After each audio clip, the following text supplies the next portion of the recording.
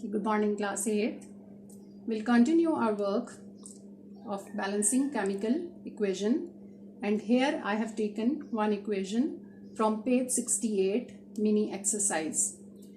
Fe plus Cl2 gives us FeCl3. As you know that the first rule to balance the chemical equation is to write unbalanced chemical equation.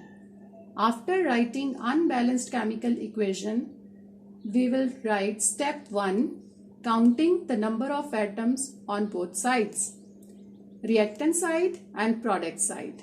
As you can see, iron plus chlorine forms iron chloride.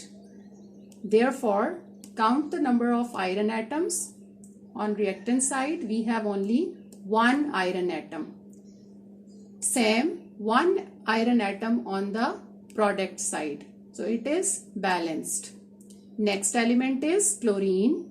Here we have 2 atoms on reactant side, but 3 atoms of chlorine on the product side. So it is unbalanced. When we have this kind of situation, that on one side we have even number and the other side we have odd number, we will use 2 coefficients to make same number. So we will multiply coefficient on both reactant and product side. So we'll go for step 2. An appropriate coefficient to balance chlorine is 2 and 3. Here we will multiply 2 on the product side while 3 on the reactant side. We'll take opposite multiples to make the same number.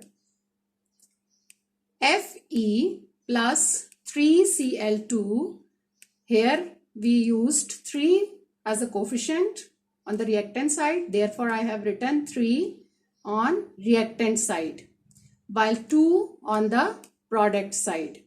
Now let us make the chart again. Reactants, products, balanced, unbalanced. 1 iron atom, 2 iron atoms, unbalanced.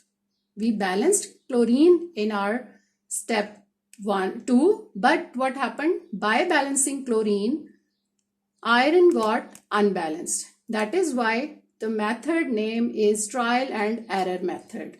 We tried, but error has come.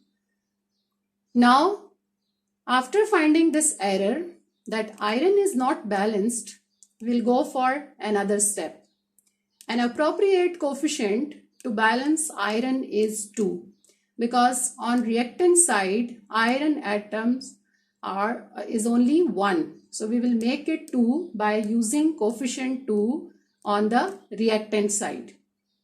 So here we have 2Fe plus 3Cl2 forms 2FeCl3. Now again we'll count number of atoms. 2 iron atoms on reactant side, 2 iron atoms on the product side.